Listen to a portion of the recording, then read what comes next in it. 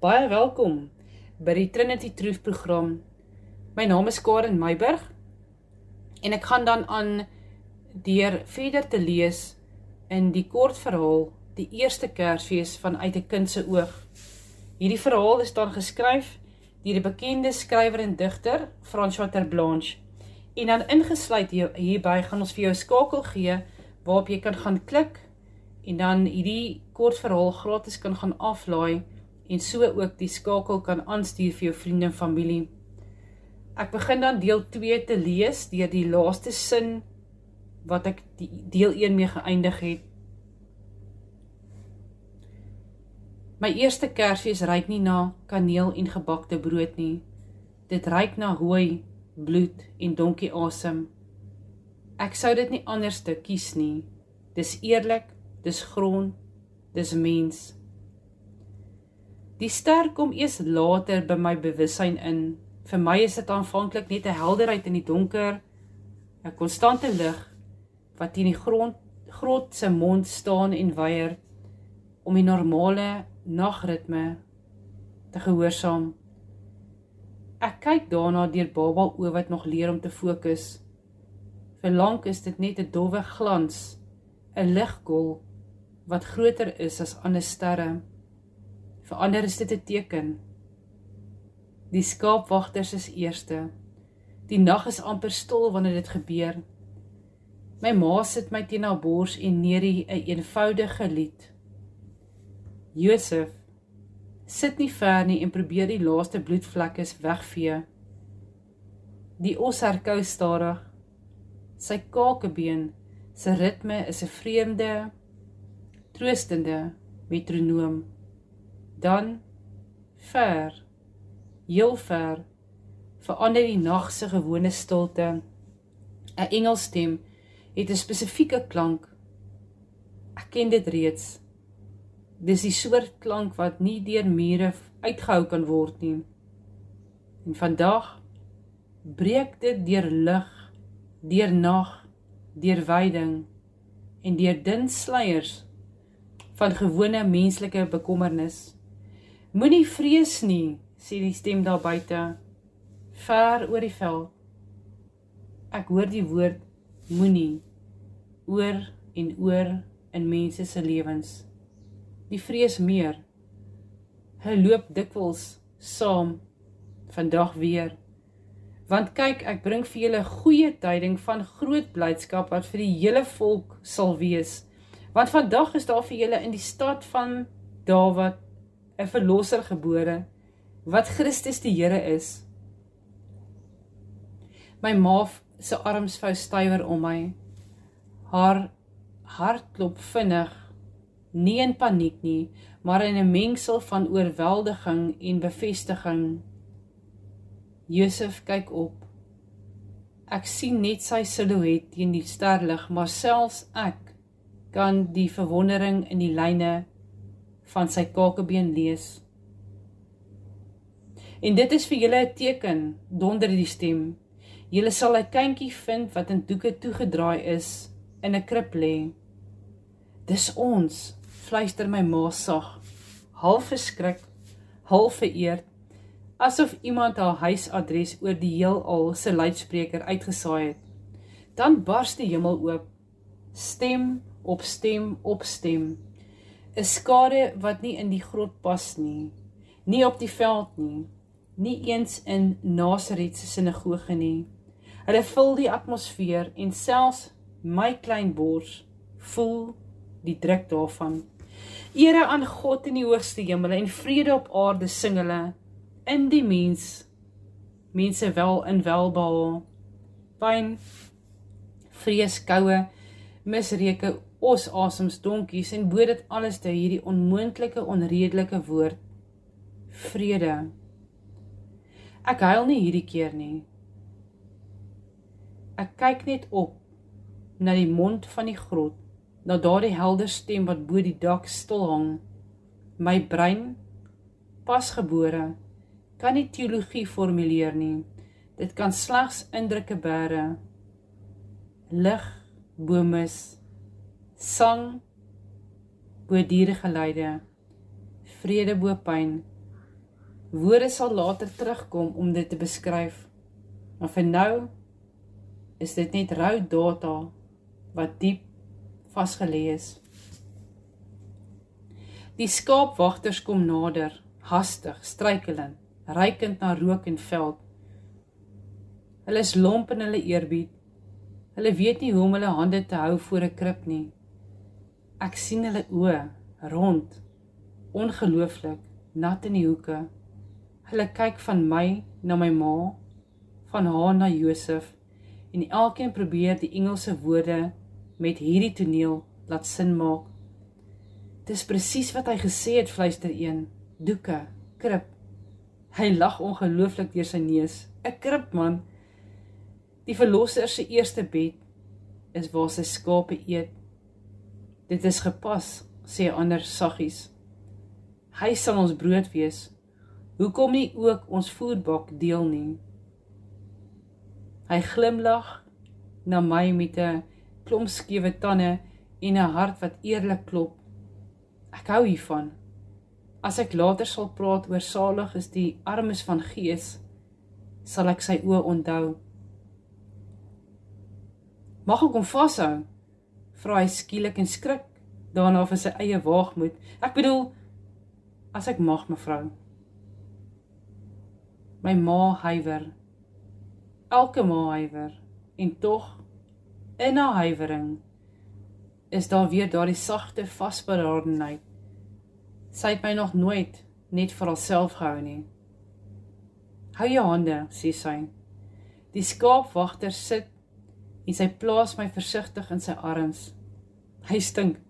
Sy kleed is vol stof. Sy baard is vol rookreuk. Sy spiermas is die van iemand wat nagte buite deurbring en teen koue en wilde diere beskerm. My vel, skaars gewoond aan die wêreld, ruik hom as rou aarde. My klein vingers gryp instinktief om 'n stukkie grof haar op sy arm. Sy hart stort uit in daardie aanraking. Geen gebed nie, net 'n oorweldigende gevoel van, waarom ek? Hoekom mag ek? Later, wanneer ek saam met sondaars en tollenaars aan 'n tafel sal sit, sal ek onthou hoe gemaklik hierdie man my vashou, ten spyte van sy bewussyn van sy vuilheid. Hy glo nie hy is waardig nie, maar hy loop ook nie weg nie. Dis die soort mens wie se oë vinnig vind wat God lankal reeds sien. Hulle vertel die storie vir Josef en my ma oor en oor. Die engel, die veld, die lig, die lied. Elke keer wat hulle dit vertel, groef dit dieper in hulle self in. Herhaling is menslike liturgie. Hulle sal later huis toe gaan en die storie weer vertel, weer en weer. So word getuienis gebou, met gewone stemme wat probeer sin maak van buitengewone ervarings. Wanneer hulle uiteindelik weg is, en die nag weer net dieregeleide raak, sit my ma lank stil. Hy het gesê, vrede op aarde, fluister sy en soen my voorkop. Ek wonder hoe dit voel. Ek voel dit reeds. Nie universele vrede nie, net die klein, spesifieke vrede van haar warm lyf teen my in 'n koue stal. Miskien begin alle groot vrede so, in klein ruimtes tussen min mense.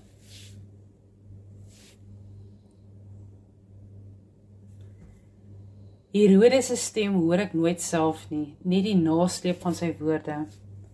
Dit vloei soos gif deur land, gefluister, oorvertel, verdraai, aangeblaas. 'n besorgde man by die put, 'n vrou se oor vol gerugte, 'n reisiger wat sê, die koning is woedend. Hy het gesê, daar kan net een koning van die Jode wees. Nou woede het ook 'n biologie, Dit ruik warm en suur en dit klou aan mense se nekspiere en laat hulle tandvleis droog voel. Ek ruik dit in die markte, wanneer my ma gaan koop. Ek voel dit in die spanning in Josef se skouers, wanneer hy hierdie nuus hoor. Herodes is vir my nie 'n persoon nie, maar 'n toestand. 'n mensgemaakte storm van mag en vrees. Die wyse manne ryk anderste. Hulle kom maande later, dalk langer. Ek is groter en my hande gryp doelbewus en my oë volg ligte. Ek herken hulle lank voordat ek hulle sien, aan hulle reuk. Sand van ver lande, speserye, olie, papier en ink. Hulle ruik na boeke en briewe, na sterre wat lank bestudeer is. Hulle klere is anderste. Hulle liggame dra die littekens van reis, sonbrand, droë lippe en moegheid. Slimheid beskerm niemand teen moegheid nie.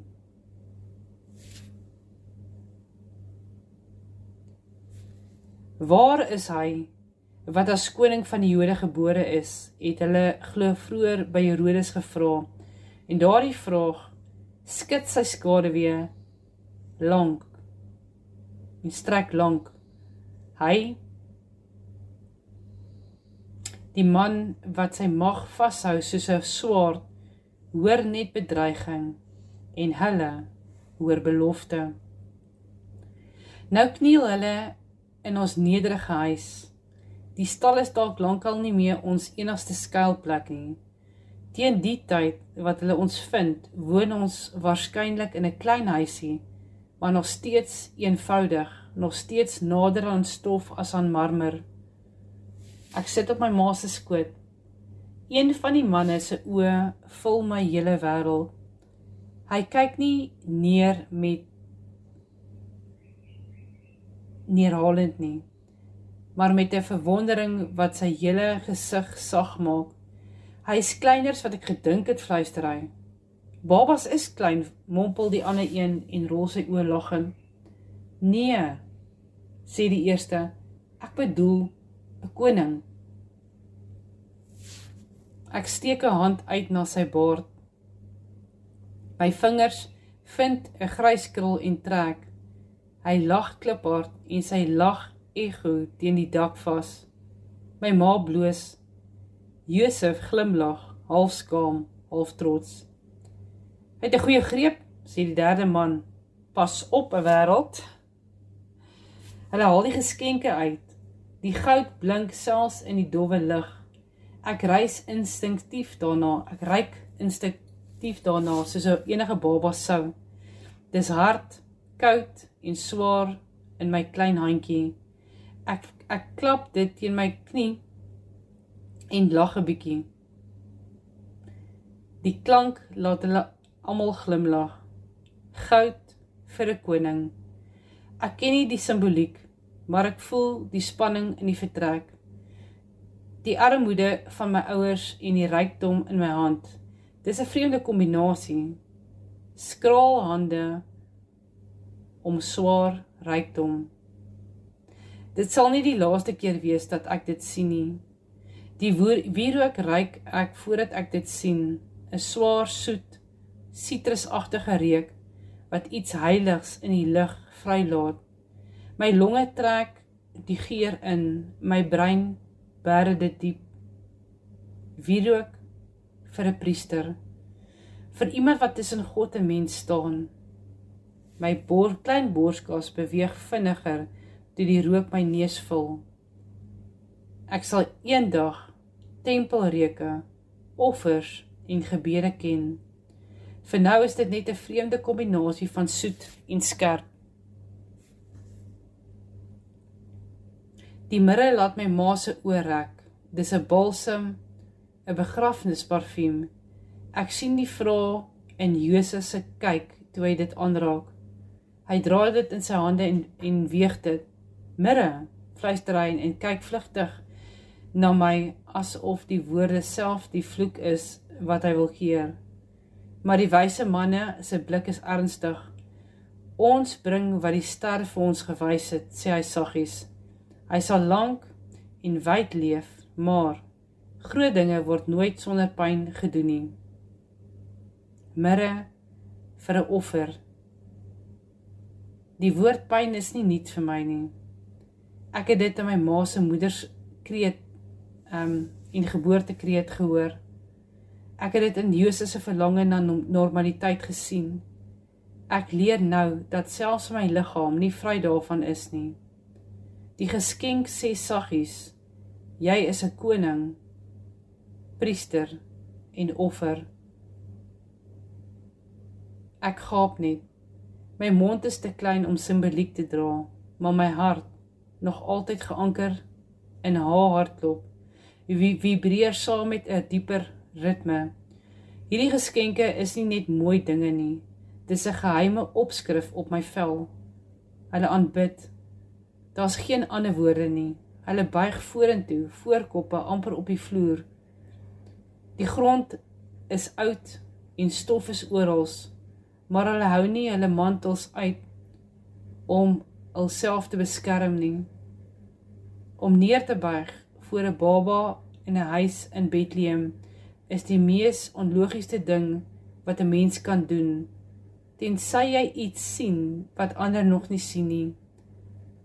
Hulle slaap daardie nag naby. Ek hoor hulle gesnork en fluister drome.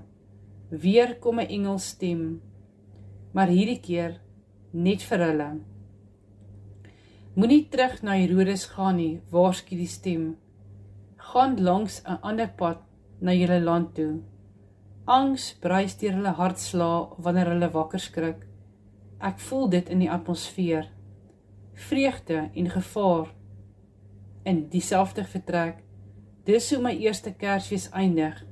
Nie met 'n vredevolle stil nag nie, maar met haastige planne, kaarte oopvou en rites heroorweeg. Kort daarna hoor Josef weer die bekende helder stem in sy slaap. My ma slaap langs hom.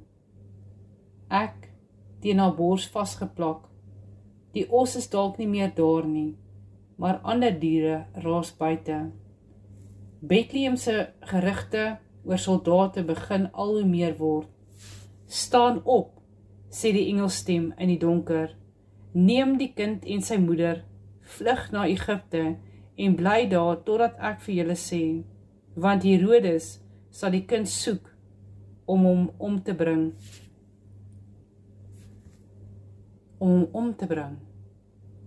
Daardie woorde vlam deur Josef se brein en deur my ma se bloed tot by my slaap. Ek voel haar vingers instinktief strenger om my vou, nog voordat sy heeltemal wakker is. Moeders reageer vinniger as bewussyn. Vrees is nie die teenoorgestelde van 'n roeping nie. Hulle loop dikwels saam. My ouers pak in die donker. Josef rol komberse op, tel gereedskap op en gryp die goud, wierook en mirre. Nou word dit reisfondse, vlugtelingskapitaal. My ma wikkel my in doeke toe en druk my styf teen haar. Haar hart klop so vinnig soos die nag van my geboorte, maar om 'n ander rede. Toe ons die huis verlaat, ruik ek nog een keer Bethlehem se nag. Brood uit iemand se oond, rook van iemand se vuur en die verre gehuil van 'n kind wat nie ek is nie. Later sal iemand vertel van kinders wat in hierdie dorp gehuil het en toe nie meer nie. Van soldate, van moeders wat gil en van bloed in steegies. Ek sal die verhaal hoor as volwassene en iets diep in my sal reeds die rou data dra. Sweet, vrees, die spesifieke reuk van soldate se leer wanneer hulle deure in dorpe storm. Herodes se mag is tydelik. Sy vrees vir kompetisie laat hom kinders doodmaak om sy troon te beskerm. Ek, wat kon weier om ooit in 'n mens se lyf gebore te word, lê nou letterlik in die arms van 'n vrou wat my moet wegsleep van 'n man se paranoia. As God kon ek die koning met 'n woord stop, as mens leer ek hoe dit voel om te vlug. Ons verlaat Bethlehem langs 'n donker pad, die ster bly agter, bo 'n dorp wat nie verstaan wat deur die strate geloop het nie. Die donkie se ritme kom terug soos 'n ou vriend, Egipte land toe, deur nagte en dae, deur stof en rusplekke. Ek slaap baie, ek huil soms, ek ruik vreemde kos, hoor ander tale en sien ander gode se standbeelde wat langs paaie staan. Ek sit op my ma se heup wanneer ek groot genoeg is en klou aan Jesus se hare vas wanneer hy my dra. Die eerste Kersfees is nie 'n selfstandige naamwoord nie. Dit is die begin van 'n lang werkwoord, leef. Later, wanneer ek as man die woestyn sal ingaan en 40 dae sonder kos bly, sou ek weer in my lyf voel hoe dit is om honger te wees en elke senuwee te voel skree. Ek sou in tuine bloed sweet die nag voor my kruisiging en ek sou vrees ken wat so diep sny dat selfs my vader se stilte swaar word. Wanneer ek siekes sou aanraak, sou ek hulle koors herken. Ek het lank terug reeds koors in my ma se liggaam gevoel wanneer sy siek was tydens swangerskap. Wanneer ek 'n huilende man sou sien, sou ek weet hoe adrenalien ruik en hoe skuld die bors styf laat trek. Ek sou altyd mense biologie saam met hulle woorde lees. Dit is dalk die grootste geheim van daardie eerste Kersfees. Nie net dat God mens geword het nie, maar dat hy mens geword het. Maar hoe hy mens geword het. Nie as held op 'n afstand wat deur die wêreld sweef nie. As baba wat koud kry, wat skrik vir harde geluide, wat moeg raak op 'n donkie en wat agter die bors wegkruip wanneer mans buite skree. In my ma se skoot het ek gehoor hoe 'n regverdige man sukkel om te glo dat sy oorspel gepleeg het, dat sy nie oorspel gepleeg het nie. In Jesus se arms het ek gevoel hoe iemand wat God gehoorsaam steeds bang is vir 'n koning se woede. In die skaapwagter se ruwe hande het ek die waarheid geproe dat eenvoudige, stinkende mense soms die helderste sien. Ek het die warm water van die moederskoot gevoel, die briete krag van geboorte, die harde koue van die eerste stem, die oorweldigende lig wat jou laat skree voordat jy dit leer bemin. Ek het geleer dat lig nie altyd sag voel nie, dat vrede nie die afwesigheid van lawaai is nie, maar 'n ander ritme dwars deur die lawaai. Ek het geleer dat liefde nie klinies is nie, dis sweet, bloed en melk in die nag. Wanneer jy sê jy's bang, liewe leser, luisteraar, of oorweldig, of moeg, dink jy wat dalk weet, dalk vra jy, weet God hiervan, of wat weet God hiervan? Maar ek onthou my ma se benoude asem toe Josef by die deur instorm. Ek onthou Josef se droommond toe hy by die eerste huis in Bethlehem hoor, alles is vol. Ek onthou die deur, die vel skerpheid van koue naglig op nat pasgebore lyf. Ek onthou die onlogiese geskenke wat reguit vooruit sê, jy gaan koningskap, priesterskap en pyn dra. Ek onthou die laaste stap van 'n pa wat in die donker vlug met 'n kind in sy arms. Die eerste Kersfees is nie sommer net 'n mooi poskaart nie. Dit is chaos van mense wat hul bes probeer te midde van strukture buite hulle beheer. Keisers wat 'n sensus ingestel het, konings wat bang is en ekonomieë wat herberge volmaak. Juist daardie rou menslikheid het ek my eerste trane gehuil, nie as God op 'n troon nie, maar as 'n baba in 'n stal. Wanneer jy later bid en sê, Here, ek is bang, moet jy weet, jy praat met iemand wie se eerste smaak van die wêreld vrees was, wat deur sy ma se bloed spoel en lig wat soos geweld oor sy oë breek. Wanneer jy sê, ek voel verlate, praat jy met iemand wat as kind reeds in 'n vreemde land geslaap het, tussen vreemde gode, as vlugteling.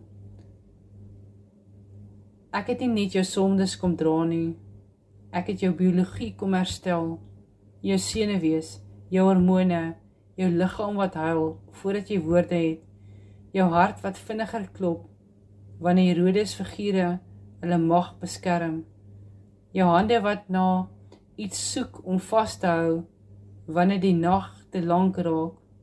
My eerste Kersfees leer jy nie hoe vroom jy moet wees nie, dit fluister net sag, maar aanhoudend. Ek weet, ek was daar, nie bo jou nie, tussen hulle, in vel en bloed en trane en lag en skaap misreuke. Elke keer as jy daardie storie weer hoor, van krib en ster, van skaapwagter en wyse manne, onthou, die kind in daardie krib onthou jou, lang voordat jy hom onthou. Wanneer jy wonder of jy alleen deur die lewe se vrees, gaas, oorvol herberge en die Herodes nuus hoef te stap. Onthou die donkie se ritme in die nag, die Engelse stem wat deur mure echo, die hande van gewone mense wat 'n baba vashou en nie mooi weet wat om met hom te maak nie. Dit was die eerste Kersfees en ek was al mens genoeg om alles te voel. Jesaja 9 vers 5. Want 'n kind is vir ons gebore, 'n seun is aan ons gegee, en die heerskappy is op sy skouers en hy word genoem Wonderbare Raadsman, Sterke God, Ewige Vader, Vredevors.